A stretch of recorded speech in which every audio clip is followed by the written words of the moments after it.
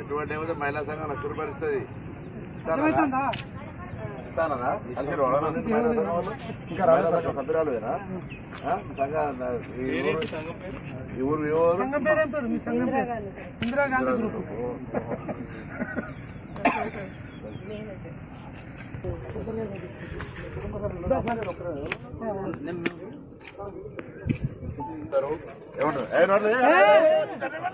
సాయం చేస్తారు.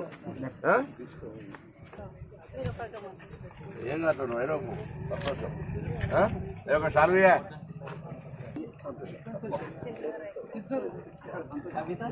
చేపిస్తున్నాం మామూలు పెట్టి సంతోషంగా ఉండు. Right right. తెలంగాణ ప్రభుత్వం నియోజకవర్గానికి 3,500 ఇళ్ల చొప్పున శాంక్షన్లు ఇచ్చింది.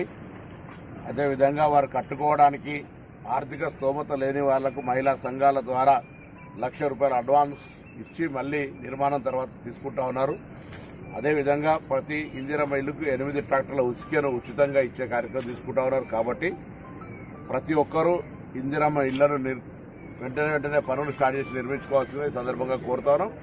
ప్రభుత్వం ఇందిరమ్మ ఇళ్లను ఒక ప్రతిష్టాత్మకంగా తీసుకొని వాళ్ళందరికీ ఇల్లు లేని వాళ్ళందరికీ ఇల్లు కట్టించే కార్యక్రమం చేస్తున్న ఈ సందర్భంలో గ్రామాల్లో ఉన్నటువంటి అన్ని రకాల ప్రజాప్రతినిధులు ఆ గ్రామాల్లో ఉన్నటువంటి ఇందిరమ్మ ఇళ్ల నిర్మాణానికి సహకరించాలి.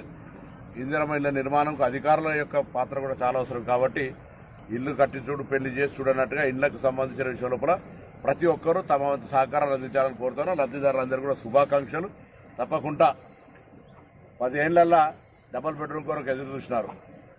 ఉదాహరణకు ఉస్మానాబాద్ నియోజకవర్గం తీసుకుంటే 400 ఇళ్లు మాత్రమే మొత్తం 10 ఏళ్లలో.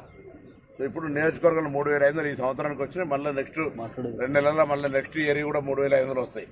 ఈ విధంగా ప్రతి ఒక్కరికి ఇల్లు లేని వాళ్ళకి ఇల్లు ఇవ్వాలనేటువంటి ఇందిరమ్మ పాలనలో ఈ కార్యక్రమాన్ని ప్రతి ఒక్కరు ఉపయోగించుకోవాలని ఈ సందర్భంగా కోరుతా ఉన్నాం.